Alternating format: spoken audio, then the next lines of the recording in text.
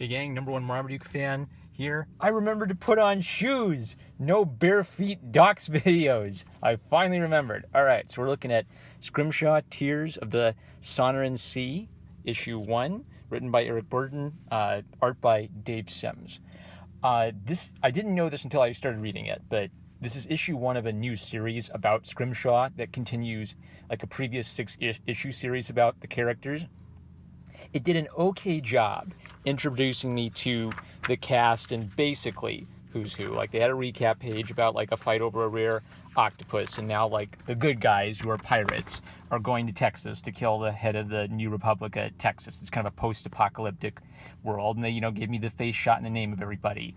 I've got to be honest though, it didn't do the best job possible of getting me like clear on who's who. Like, I don't know which one's a Kiwi and which one isn't. Like, I kind of can pick up some of their nationalities and stuff like that, but basically Captain Hans Tanaka is a character who wants some peace. He lives in this hellish post-apocalyptic world and he just wants a break, but they gotta kill this guy to maybe accomplish that somehow. So I really wish I'd read like the first series so I was like completely up to date on who is who, but the art by Dave Mims, that's the winner here. So it's not exactly like Frank Miller.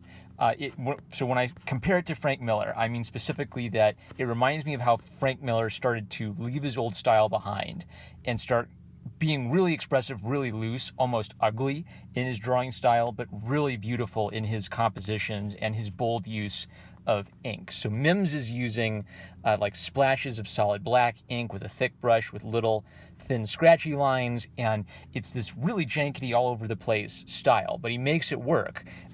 Principles of art and elements of design, using repetition of the thick lines, and using balance so that the thick lines are used throughout the composition and not just in one little spot.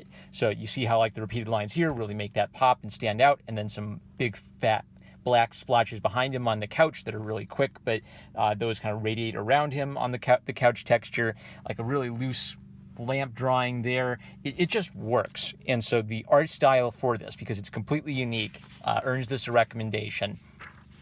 Like I said, I'm not 100% clear on like who the bad guys are and why they're doing what they're doing, but I'm glad that they kind of gave me this kind of moment of Captain Tanaka sort of like thinking about what he wants and wishing for some peace, because that humanizes everything.